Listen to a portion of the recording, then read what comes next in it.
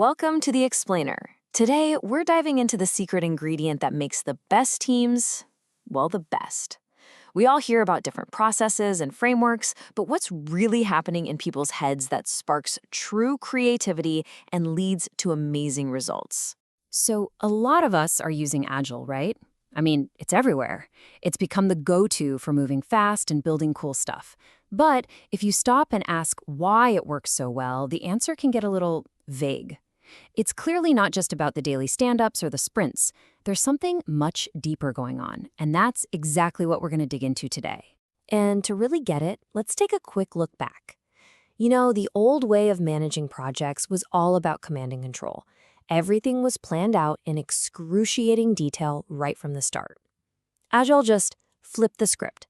It's all about being adaptive, flexible, and most importantly, it puts people over processes.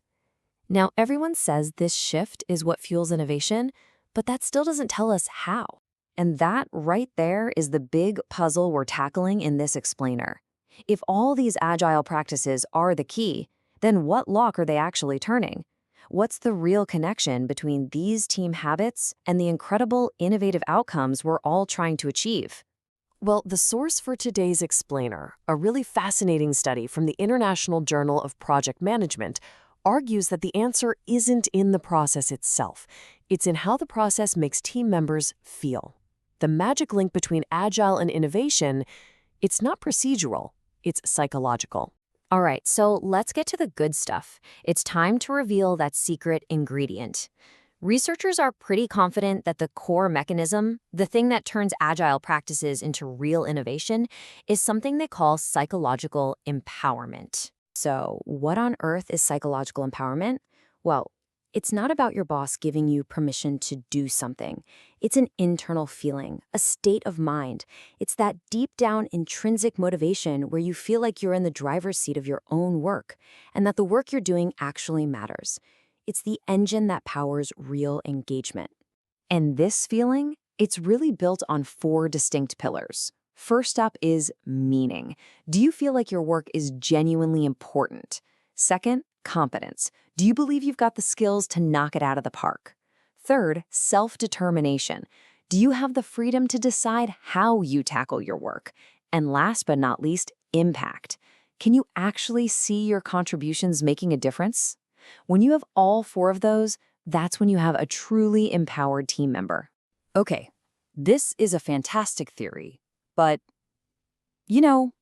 does it hold up in the real world?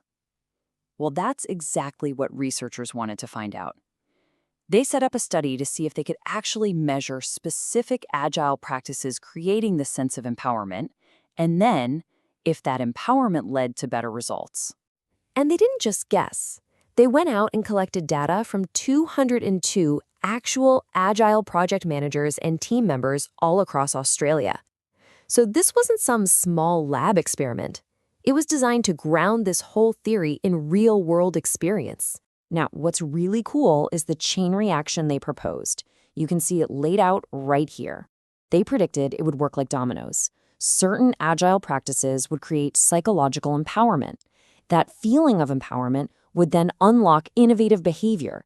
And finally, that innovation would lead to way better project performance. A clean, simple, testable idea.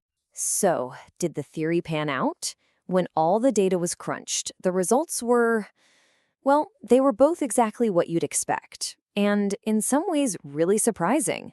Not everything worked the way we all thought it did. So, the researchers looked at 4 super common agile practices: team autonomy, team diversity, iterative development, and agile communication. But here's the kicker. Out of those 4, only 2 showed a real, statistically significant link to making people feel empowered. The first big winner? Team autonomy. The study found that giving teams the genuine freedom to manage their own work, to make their own calls on tools and methods, was, and I quote, a principal source of empowerment. It makes perfect sense, right? It feeds that need for self-determination and impact. And the second major driver? You guessed it. Agile communication. Things like daily stand-ups, constant feedback from your peers, and having a direct line to the customer, all of this creates incredible clarity. It boosts the team's sense of competence and lets them see their impact happen in real time.